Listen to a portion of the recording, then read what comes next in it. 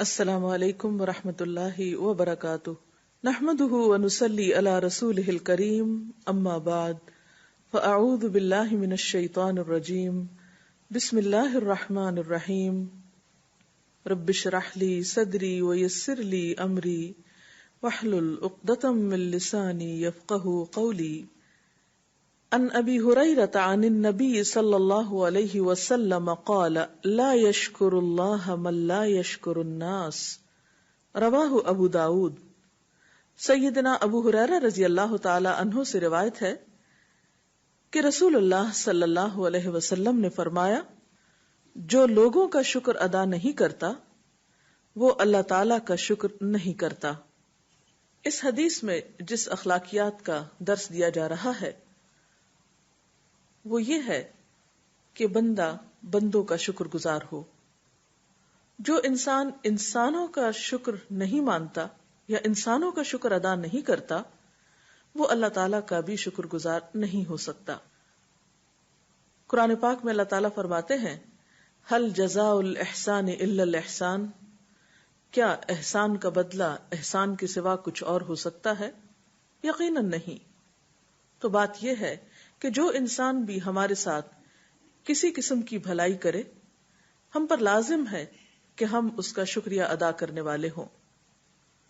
شکر عربی زبان کا لفظ ہے جس کا معنی ہوتا ہے کسی کے احسانات اور انعامات کو ماننا، اس کا ذکر کرنا اور اس کا عملی طور پر اظہار بھی کرنا۔ گویا اگر کوئی انسان ہمارے ساتھ اچھا سلوک کرتا ہے تو ہم دل سے بھی اس کے قدردان ہوں، اس کا اعتراف کریں، زبان سے بھی اس کا ذکر کریں یعنی اس کی تعریف کریں، اور خود اس کو بھی بول کر الفاظ کے ساتھ شکریہ ادا کریں، اور پھر یہ شکر گزاری ہمارے عملی رویے سے بھی جھلکتی ہو کہ جس نے ہمارے ساتھ اچھا سلوک کیا ہے ضرورت پڑنے پر ہم بھی اس کے ساتھ اچھا سلوک کرنے والے ہوں۔ عمومی طور پر تو انسان کو ہر اس انسان کا شکر گزار ہونا ہے جو اس کے ساتھ چھوٹی یا بڑی کوئی بھی نیکی کرے، کوئی بھی بھلائی کرے، اس پر کوئی بھی احسان کرے۔ لیکن خصوصی طور پر زندگی میں کچھ رشتے اور کچھ تعلق ایسے ہیں کہ جن کے ساتھ شکر کا رویہ فرض کے درجے میں آتا ہے، اور ان میں سے سب سے بڑھ کر ہمارے مہربان ہمارے والدین ہیں۔ قرآن پاک میں اللہ تعالیٰ اپنے بعد سب سے زیادہ بندوں میں سے جس کا حق بتاتے ہیں وہ والدین ہیں۔ ارشاد باری تعالیٰ ہے، انشکر لی ولوالدیک، کہ تم میرے شکر گزار ہو اور اپنے والدین کے شکر گزار بنو۔ سوال یہ پیدا ہوتا ہے کہ والدین کی شکر گزاری میں کیا چیزیں آتی ہیں، یعنی ان کا شکر گزار انسان کس طرح بن سکتا ہے؟ تو اس میں سب سے پہلی چیز والدین کے ساتھ محبت کا اور عزت کا معاملہ کرنا ہے، ان کا احترام کرنا ہے، پھر ان کی اطاعت کرنا ہے، پھر اس کے ساتھ ساتھ ان کی خدمت کرنا ہے، پھر ان کے کام آنا ہے، جہاں وہ ضرورت مند ہوں، کسی بھی مدد کے محتاج ہوں تو ان کی مدد کرنا ہے، پھر اسی طرح زندگی میں بھی ان کے لیے دعائے رحمت کرنا ہے، اور ان کی موت کے بعد ان کے لیے صدقہ جاریہ بننے کے ساتھ ساتھ ان کی بخشش اور درجات کی بلندی کی دعائیں بھی اسی میں شامل ہوں گی۔ اور جو شخص والدین کا شکر گزار نہیں ہوتا وہ باقی انسانوں کا بھی شکر گزار نہیں ہو سکتا، کیونکہ انسان پر سب سے زیادہ جو احسان کرنے والی ہستی ہے وہ اس کے والدین کی ہے، اور اس میں سے بھی خصوصاً ماں، کیونکہ اللہ کے رسول صلی اللہ علیہ وسلم نے سب سے زیادہ جس کے ساتھ حسن سلوک کا حکم دیا وہ ماں ہی کی ہستی ہے۔ ایک شخص آپ صلی اللہ علیہ وسلم سے سوال کرتا ہے کہ میرے سب سے زیادہ اچھے سلوک کا مستحق کون ہے؟ تو آپ نے فرمایا تمہاری ماں۔ دوسری دفعہ سوال کرنے پر بھی آپ نے یہی جواب دیا، تیسری مرتبہ سوال کرنے پر بھی آپ کا جواب یہی تھا، اور چوتھی مرتبہ سوال کرنے پر آپ صلی اللہ علیہ وسلم نے والد کا ذکر کیا، باپ کا ذکر کیا۔ تو بات یہ ہے کہ جو ہم پر جتنا بڑا احسان کرے اتنا ہی زیادہ اس کا شکر ادا کرنا لازم ہے. پھر اس میں ہم دیکھتے ہیں کہ والدین کے درجے میں کچھ اور لوگ بھی آتے ہیں جن میں استاد ہیں جو کہ روحانی والدین ہوتے ہیں. استادوں کا انسان پر بہت بڑا احسان ہوتا ہے. وہ انسان کو ادب، اخلاق، تمیز اور تعلیم کے زیور سے آراستہ کرتے ہیں. کسی کا کہنا یہ تھا کہ میرے والدین مجھے آسمان سے زمین پر لائے اور میرے استادوں نے مجھے زمین سے آسمان تک پہنچایا، یعنی دنیا میں میری بلندی اور ترقی کا ذریعہ میرے استاد بنے. تو ان کا احسان ماننا بھی لازم ہے. اسی لیے استاد کا احترام اور اس کی اطاعت یہ شاگرد کے فرائض میں سے ہے. پھر اسی طرح کچھ اور لوگ بھی والدین ہی کے درجے میں آتے ہیں، جیسے سوتیلے والدین ہیں یا پھر سسرالی والدین ہیں، ساس اور سسر. اسی طرح والد یا والدہ کے فوت ہونے کے بعد جو بھی شخص بچے کو پالے یا اس کی تعلیم و تربیت میں مددگار ہو، ان تمام لوگوں کا احسان ماننا ضروری ہے. رسول اللہ صلی اللہ علیہ وسلم اپنی رضائی والدہ کا، یعنی جنہوں نے آپ کو دودھ پلایا تھا، ان کا بھی بہت خیال رکھا کرتے تھے اور ان کے لیے بھی بہت شکر گزار ہوتے اور ان کا بھی احسان مانتے. اسی طرح والدین اور استاد کے علاوہ دیگر لوگ جن کا ہم پر احسان ہوتا ہے، خصوصاً خواتین کے لیے ان کے شوہر. رسول اللہ صلی اللہ علیہ وسلم نے خاص طور پر عورتوں کو شوہر کی شکر گزاری کی تعلیم دی. آپ نے فرمایا، تم پر جن کا احسان ہے ان کی ناشکری سے بچو. تم میں سے ایک دنوں تک بن بیاہی اپنے والدین کے گھر بیٹھی رہتی ہے، پھر اللہ تعالیٰ اس کو شوہر عطا کرتا ہے، بچے عطا کرتا ہے. اور ان تمام احسانات کے باوجود اگر کبھی کسی وقت شوہر سے کوئی غلطی ہوتی ہے تو عورت پکار اٹھتی ہے کہ میں نے یہاں پر کوئی خیر و بھلائی دیکھی ہی نہیں. تو یہ جملہ اللہ تعالیٰ کو پسند نہیں کہ انسان دوسرے کے سارے احسانات کو نگیٹ کر کے ایک طرف رکھ کے ایک غلطی کو پکڑ لے اور اس کی وجہ سے سب کیے کرائے پر پانی پھیر دے. اور آپ نے یہ بھی فرمایا کہ عورت کسی وقت شوہر سے بے نیاز نہیں ہو سکتی. لہذا جس کے ساتھ انسان کا تعلق اس درجے کا ہے کہ جیسے چولی دامن کا ساتھ جس کو کہتے ہیں، تو وہاں پر باہمی تعلقات کی خوشگواری اسی وقت ہو سکتی ہے جب انسان ایک دوسرے کا احسان مانے. اس کا یہ مطلب نہیں کہ صرف بیوی ہی کو شوہر کا شکر گزار ہونا چاہیے، بیوی کی خدمات پر شوہر کو بھی بیوی کا شکر گزار ہونا چاہیے. اسی طرح دیگر عزیز، دوست، رشتہ دار انسانوں میں سے کوئی بھی انسان جس نے ہماری کسی بھی طرح کوئی مدد کی ہو، کوئی اچھا مشورہ دیا ہو، کسی آڑے وقت میں کوئی کام آیا ہو، کسی بیماری، دکھ، تکلیف، مالی پریشانی میں کسی نے ہمارا ساتھ دیا ہو، ان تمام انسانوں کے ساتھ بھی اچھا سلوک، ان کے احسان کا اعتراف اور جواباً ان کے ساتھ جہاں تک ہو سکے بھلائی کا سلوک، یہ سب چیزیں احسان میں آتی ہیں. جہاں تک خادمین اور ملازمین کا تعلق ہے تو وہ بھی اگرچہ تنخواہ پر کام کرتے ہیں لیکن پھر بھی ہمارے لیے طرح طرح کی تکلیفیں اٹھاتے ہیں اور ہمیں آرام پہنچاتے ہیں. ان کا بھی ہم پر احسان ہے. ان کے ساتھ بھی اگر شکر گزاری کا معاملہ کیا جائے تو یہ ہمارے اپنے ہی فائدے میں ہے. سوال یہ پیدا ہوتا ہے کہ شکر گزاری کیوں؟ یہاں پر نبی صلی اللہ علیہ وسلم نے انسانوں کا شکر گزار ہونے کا خاص طور پر کیوں حکم دیا؟ بات یہ ہے کہ انسانوں کا شکریہ ادا کرنا دراصل ان کے لیے ایک آکسیجن کا سا کام کرتا ہے، جس سے معاشرے کے اندر فضا خوشگوار ہوتی ہے اور تعلقات میں بہتری آتی ہے. جب آپ کسی کا احسان مانتے ہیں تو یقیناً اس کے ساتھ آپ کا تعلق مضبوط ہوتا ہے، اور اگر آپ اس کی ناشکری کرتے ہیں تو تعلقات میں کھچاؤ پیدا ہوتا ہے. تو کسی بھی انسانی معاشرے کے اندر انسان ایک دوسرے سے بے نیاز نہیں ہو سکتے، ایک دوسرے سے ان کا تعلق ختم نہیں ہو سکتا، اور اگر اس تعلق کے اندر کوئی جان نہ ہو، کوئی روح نہ ہو، کوئی خوشی نہ ہو، تو ایسے میں زندگی ایک بوجھ معلوم ہونے لگتی ہے. تو شکر گزاری کی کیفیت زندگی میں ایک حسن بھر دیتی ہے، ایک خوبصورتی پیدا کرتی ہے. انسان کے کام کرنے کی صلاحیت کو بڑھاتی ہے اور انسان کے لیے ایک طاقتور موٹیویشنل فیکٹر کے طور پر کام کرتی ہے. اور ناشکرا پن، کسی کا احسان نہ ماننا، ایک قسم کی ایروگنس بھی ہے، بد اخلاقی بھی ہے، اور انسان ایسا کر کے دراصل اپنے لیے خود مشکلات کھڑا کرتا ہے. جو بھی شکر گزار ہوتا ہے اس شکر گزاری کا فائدہ پلٹ کر اسی کی طرف آتا ہے.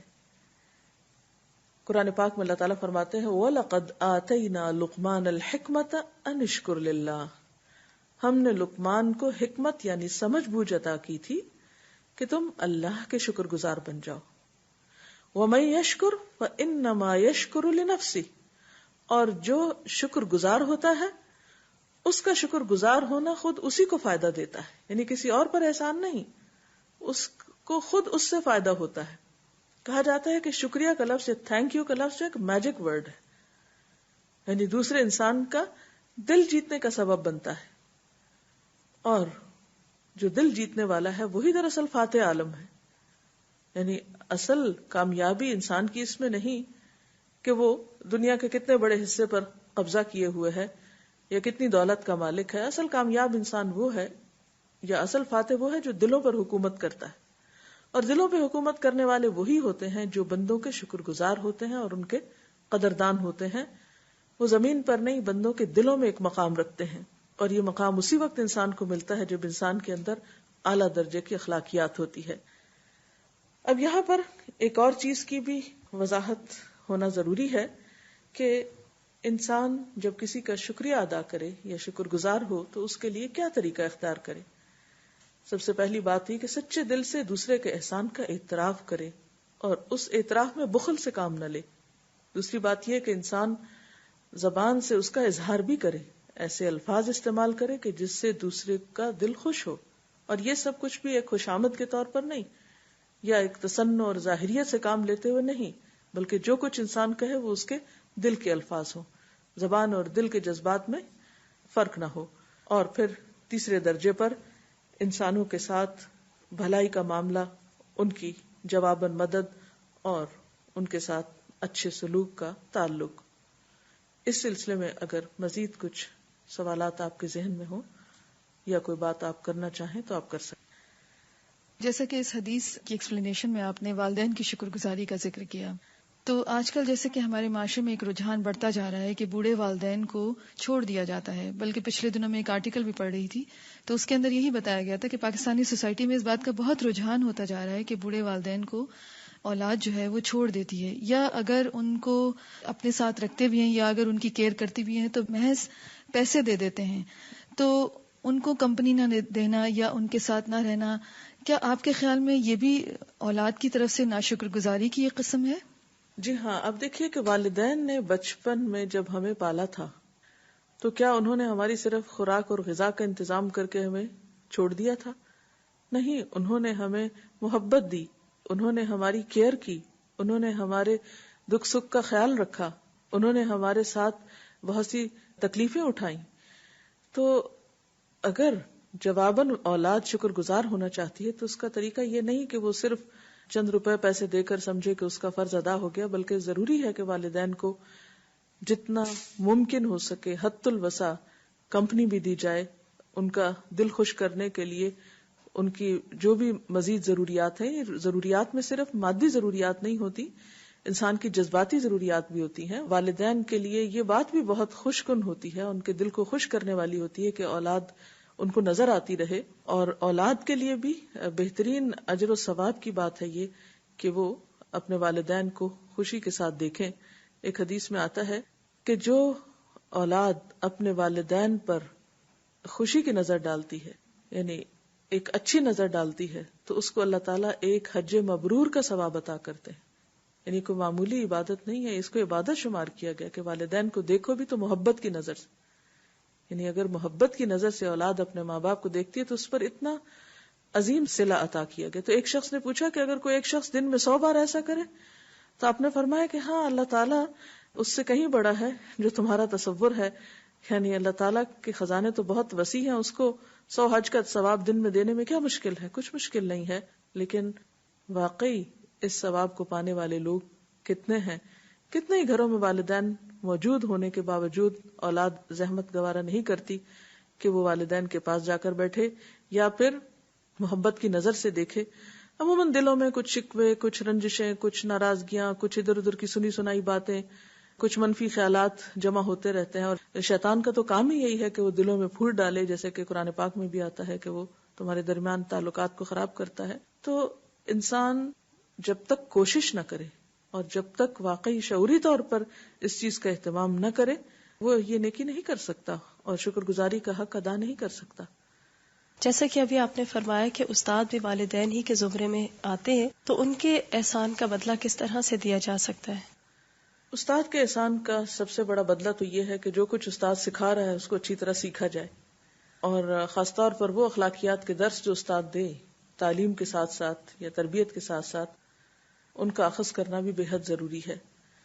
اور اس کے ساتھ پھر یہ کہ ان کے ساتھ احترام کا معاملہ، شفقت کا معاملہ، اور ان کی بات سننے کا، اطاعت کرنے کا، اور پھر ان کے لیے دعا کرنے کا اور ان کے حق میں اچھے کلمات ادا کرنے کا. کیونکہ جب کوئی انسان کسی کے غیر موجودگی میں اس کے حق میں اچھے کلمات کہتا ہے تو یہ چیز بھی شکر گزاری میں آتی ہے.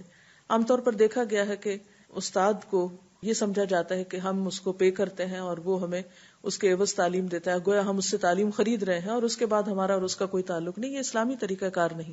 اسلام میں ایک شاگرد کے اوپر یا اسلامی نقطہ نظر سے ایک شاگرد کے اوپر لازم ہے کہ وہ صرف استاد سے کلاس روم کی حد تک ہی تعلق نہ رکھے، بلکہ اس کے بعد اس کی زندگی میں اس کے ساتھ جہاں تک ممکن ہو احترام اور خیرخواہی کا معاملہ کرنے والا ہو، اور اس کے دنیا سے جانے کے بعد اس کے حق میں دعائے خیر کرنے والا ہو، اور اس سے ملنے والی اچھی تعلیم و تربیت کو آگے لے کر چلنے والا ہو.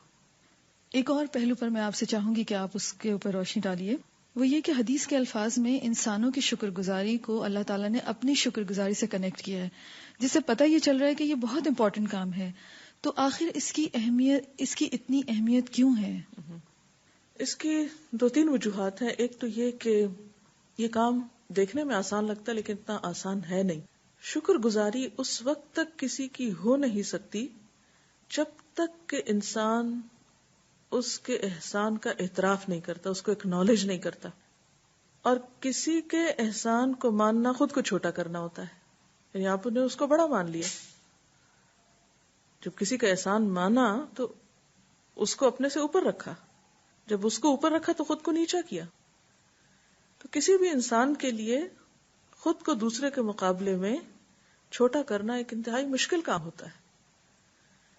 تو جب ایک انسان اس مشکل مرحلے سے گزرتا ہے تو واقعی وہ ایک اہم کام کرتا ہے.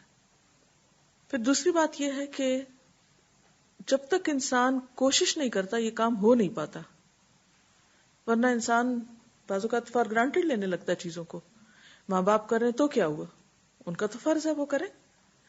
شوہر کما کے لا رہا تو کیا ہوا، اس کا فرض ہے وہ کمائی کر کے لائے اور ہمیں کھلائے. بیوی اگر گھر کے کام کر رہی ہے یا بچوں کے ساتھ تکلیف اٹھا رہی تو کرے ہوئے تو اس کی ذمہ داری ہے. نہیں، جب تک یہ ایٹیٹیوڈ ہوتا تو معاشرے میں خوشگوار فضا نہیں پیدا ہو سکتی. یہ اسی وقت ہوتی ہے کہ جب انسان کسی کی بھی محنت کو یا کسی کی تکلیف کو ایک شکر گزاری کی نظر سے دیکھے اور صرف اس کے فرض کی ادائیگی ہی نہ سمجھے بلکہ اس کا واقعی احسان مانے. اس لیے اللہ تعالیٰ نے اس شکر گزاری کو اپنی شکر گزاری کے ساتھ جوڑ دیا. اور حقیقت یہ ہے کہ یہ اعلیٰ ترین اخلاقیات کا ایک حصہ ہے اور انسان کے انتہائی سمجھدار ہونے کی دلیل ہے. اور یہ کام وہی کر سکتا ہے جو واقعی کرنا چاہتا ہے، کیونکہ اللہ تعالیٰ قرآن پاک میں فرماتے ہیں وَقَلِيلٌ مِّنْ عِبَادِيَ الشُّكُورُ، کہ میرے بندوں میں سے بہت کم ہیں جو شکر گزار ہوتے ہیں. اللہ کے شکر گزار بھی کم ہوتے ہیں اور بندوں کا شکر ماننے والے بھی بہت کم ہوتے ہیں.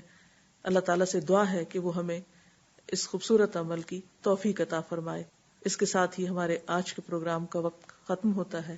اجازت چاہتے ہیں. السلام علیکم ورحمۃ اللہ وبرکاتہ.